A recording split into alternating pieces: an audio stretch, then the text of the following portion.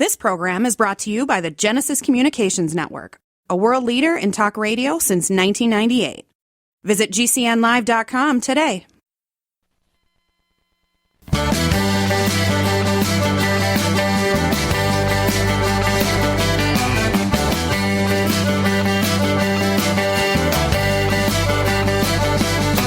Broadcasting and streaming live all across America. This is Home Talk USA with Michael King, where we will discuss topics pertaining to your home with industry-leading experts. Michael King is a licensed general contractor with more than 30 years of experience in home improvements and the author of Contracting with the King. Join us this hour for our segment Invent America with your co-host, the inventor lady, Rita Crompton. Discover what's next in the home improvement industry and explore new products and innovations. Or if you have that next great big idea, learn what it takes to bring your invention to the world as Michael King and Rita Crompton talk to America's inventors and innovators. Remember, the America of tomorrow is being invented today. We invite you to visit us at HomeTalkUSA.com. One of the best resources for home improvement information around today. Your best life begins with your best home, and there's no place like Home Talk. That's HomeTalkUSA.com. And now, we proudly present Invent America from the #1 home improvement radio program in the country, Home Talk USA, with your host, the Cajun contractor, Michael King, and his co-host, the inventor lady, Rita Crompton. Welcome, all of you. That's right. I am the Cajun man from the Bayou Land, the originator, not to duplicate it, please. Don't accept no substitutions, along with my sidekick and co-host, the inventor lady herself, Miss Rita Crompton. We want to welcome all of you to our radio program. This is an edition of Home Talk USA radio program. So, all right, Rita, how you doing? Hello there. I am doing just fine, enjoying all this summer weather. Wow. You're just getting back behind in the studio, and I think you, for Mother's Day last week, you took a little hiatus, didn't you? I did. I went out to Utah to see my oldest daughter, and she flew my mother in as my Mother's Day gift. Oh, that is amazing. Well, Rita, that's a great story. But, hey, a lot going on here. I know you want to talk about what you call in the beginning, as we... I know, right? And that could be anything, but as it pertains to, I'm listening to this show right now, and I'm saying, wow, do I have a great idea?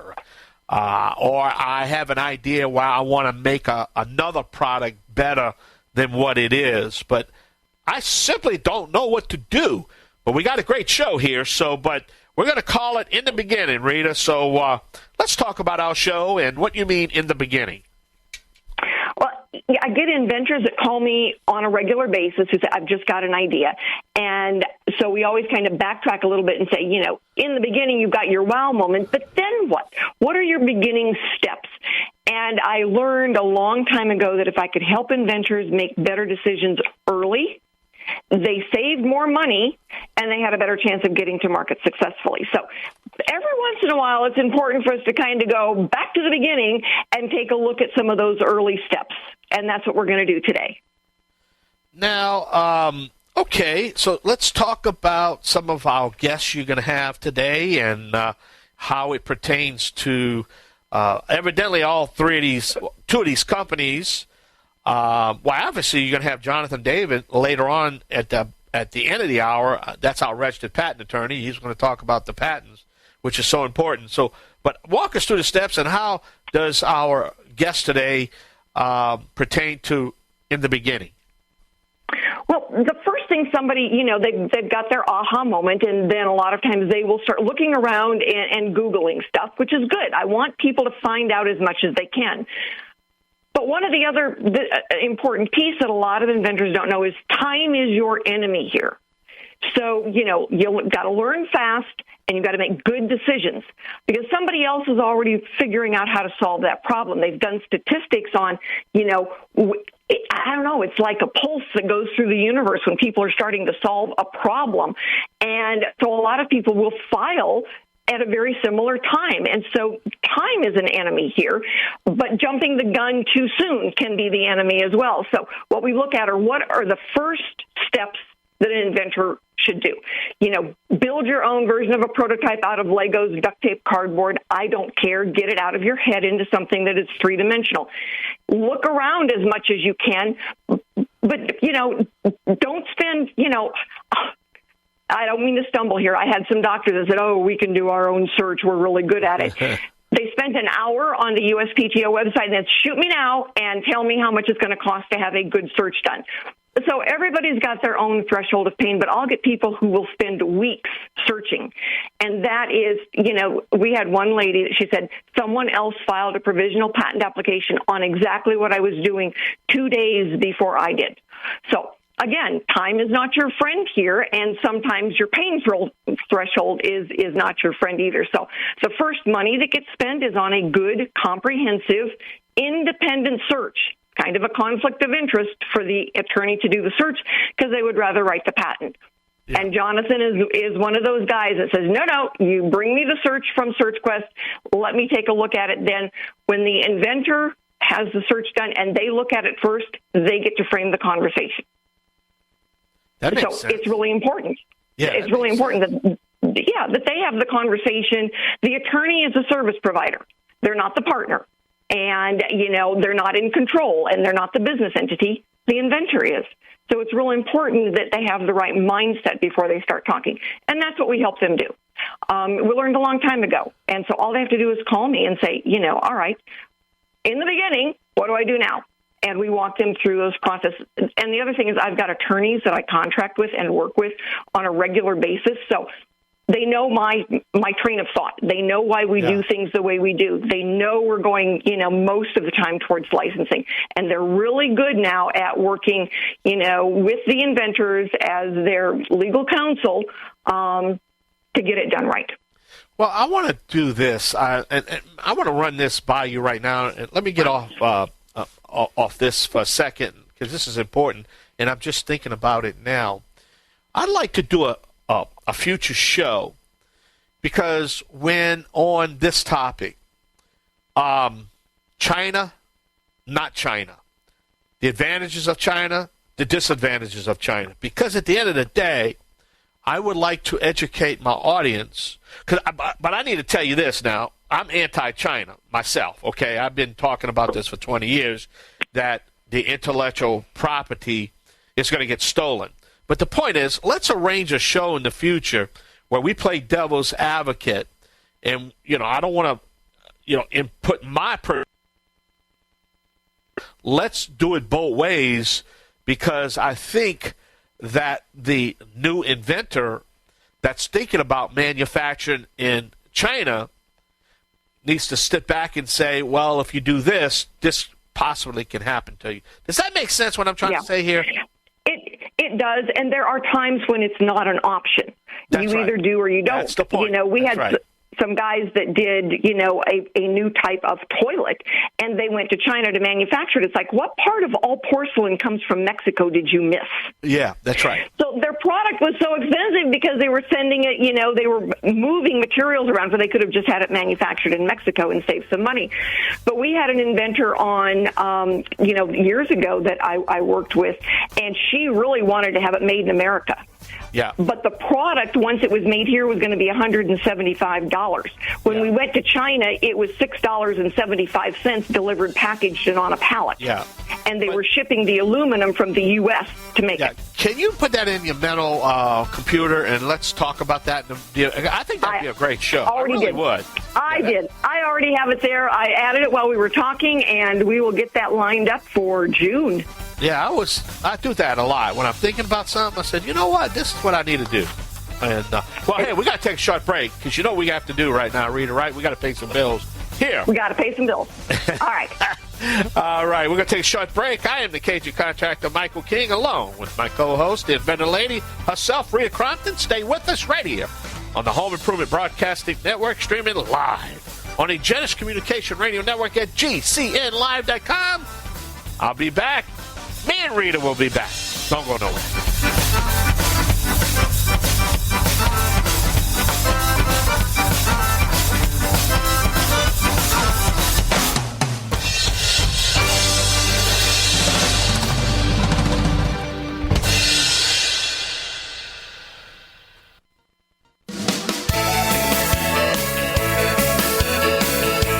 back to Home Talk USA with Michael King.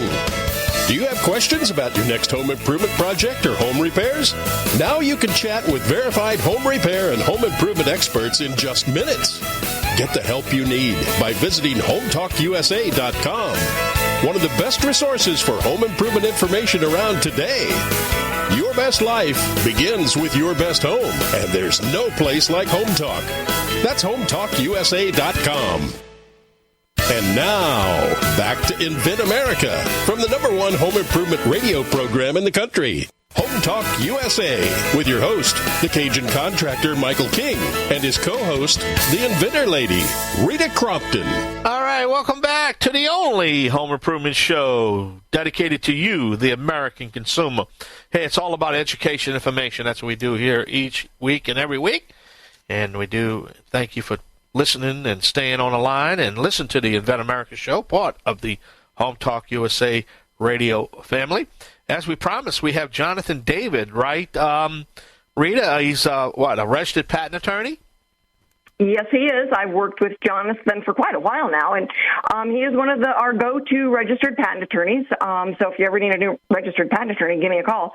But Jonathan has helped some inventors get through some delicate issues, to say the least. But Jonathan, thank you so much for being with us today, and I've got some very specific questions for you. In the beginning is our topic today, so we're talking early stage stuff. So tell us why when an inventor calls you in the beginning, all right, so the conversation is, why is the comprehensive search such an important starting point for you? Right.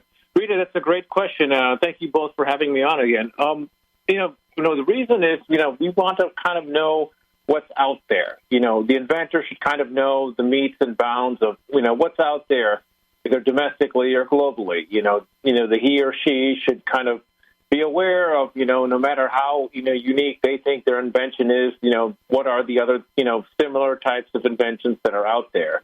This will help the inventor kind of, make, a very informed decision as to whether to proceed forward or not, because ultimately that's kind of the question you want to do at the beginning. Can I even proceed forward with what I think is a unique idea? So. Right. I get so many inventors say, well, it's never been done before. And it's like, give me 15 minutes on a Google search, and, we can come up with certainly some things that are in the ballpark. For a lot of inventors, they say, well, there's other things out there, but it's the nuance of the improvement that is critical to the success. Absolutely. It's definitely that. And, you just want to make sure is that nuance unique or shown already in other kind of, inventions, whether either, like I said, domestically or globally even, like has someone done that in Canada? Has someone done that in England, per se, or something somebody does? One of the easy things to compare, and I've used this example before, is that, a flashlight is a light coming out of the end of the stick. And you can go down a Target aisle and see, 15 flashlights, and some of them have something that's patent pending on it. The cool thing is the guy that invented the one that wrapped around a pole, still a light coming out of the end of the stick.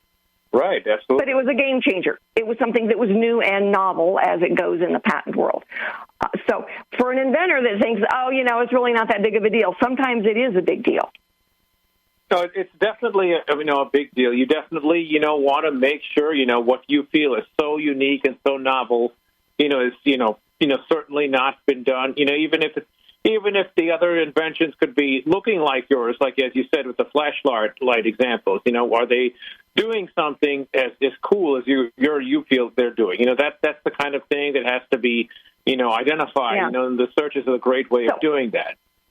So why is that? So many inventors say, well, I don't plan on selling, internationally. Why do I have to have a search done internationally? Explain to our listeners out there why that international piece is important. It's a very good question, Rita. The reason is during, the examiners will often cite, inventions from other parts of the world, even if, even when it comes to having your particular invention eventually allowed as a patent here in the United States. So that is kind of like a key reason why it's kind of a good idea to know, what's one reason why, what's out there in the other parts of the world outside of the U.S., even if you don't plan on using it outside of the U.S. Another thing is, those other, you never know if those other inventors in other parts of the world will apply for a U.S. patent and try to see if they can do that here. That's another, prong that, or aspect the inventors should be aware of, because many patent holders in other, parts of the world may decide that, hey, I want this also patented here in the U.S. So, it's definitely, it's enforced by the PTO when it comes to having your patent granted here in the U.S., but also other patent holders in other parts of the world may want to eventually have their patents, granted here in the U.S. as well. So it's definitely a twofold thing that... The music is getting louder, Jonathan. That means we've got to go pay some bills. And thank you so much for being on with us today. Oh, it's a pleasure. My pleasure. And here we go. We're going to go pay some bills. We'll be right back. All right.